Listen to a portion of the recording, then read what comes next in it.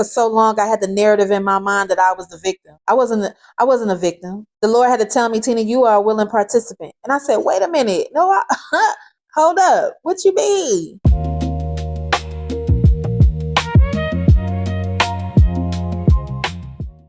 He said, you was an enabler. Your need to be needed validated you. And that's very true because I did.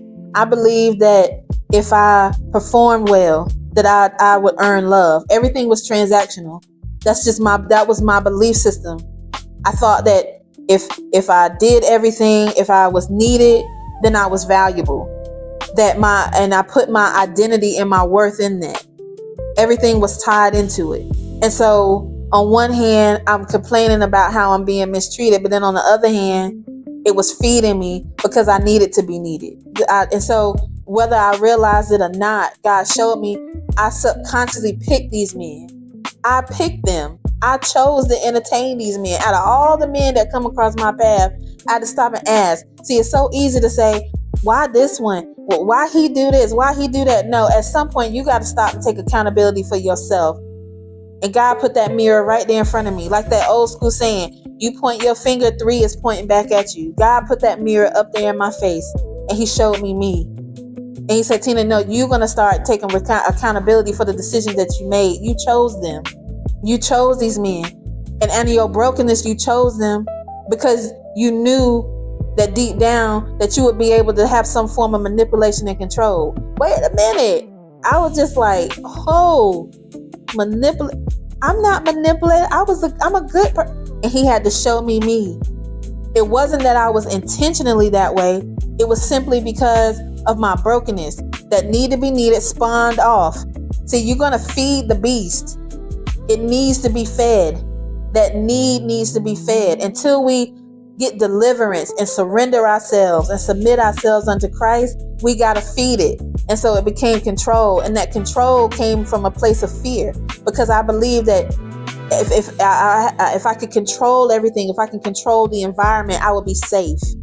So here it is, childhood Tina making adult decisions. What a mess.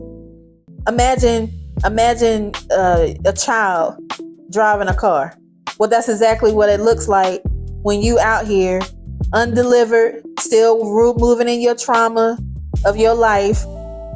You letting the young you make the adult decisions for the adult version of you. And so that's how I was living, reckless, just totally just reckless, living from this one, moving from this one. I was very much into vibrations and frequencies and twin flames. And I wonder why my life was hell. Twin flames, what's your sign? All of that stuff is highly demonic and deceptive. But on the other side, I enjoyed being able to have the control, because I could control the environment, and I felt like I was smarter. I felt like I was, I had an edge up, and it didn't challenge me to be any better because I already felt like I was the best. So it was some pride going on in there. It was all of that stuff was in that mixture, and God had to show me. That's sure, a lot of the stuff that they did, that wasn't right, and they got to play their part, but I had to play mine too. And I had to be accountable to the decisions that I made, because I chose them. I chose to entertain them. I opened the door to them, and that right there, that was the hard part. That was the hard part, to have to face that reality. But that's real. But that was what I needed. That's breakthrough, because now I'm not going to repeat the same cycle again. And it cost me. That second go around, it cost me. It cost me everything. I came out with my life. Everything else,